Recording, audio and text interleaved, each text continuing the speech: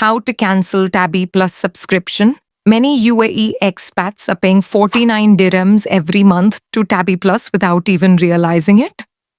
Sometimes it's activated by mistake, sometimes during checkout, but the charges keep coming.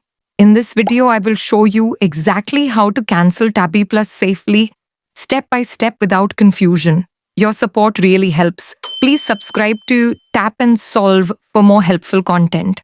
Let's go step by step so you don't make any mistakes. First, open your Tabby app. You will land on the dashboard. From here, tap on Profile. Inside your profile, look for your plan and tap on it. Here you will see your next charge date, the amount 49 AED, and all the benefits of Tabby Plus. This confirms that Tabby Plus is active. Important warning. Before we continue, understand this clearly.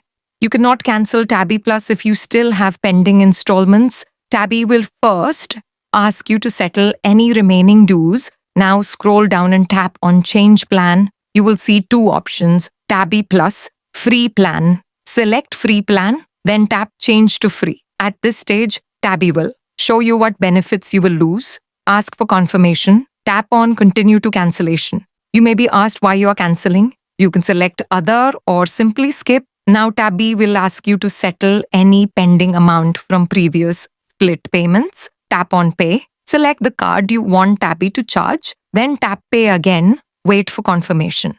Once payment is successful, your Tabby Plus subscription is cancelled. Tap Done. Final confirmation. To double check, go back to Profile. Tap your plan. You should now see Free Plan active. That confirms Tabby Plus is fully deactivated. If you are worried about hidden charges, this process stops future monthly deductions completely. If you live in UAE and want clear verified explanations about apps, banking, visas, and Emirates ID, subscribe to Tap and Solve. I post practical guides like this regularly. Best of luck, and I will see you in the next video.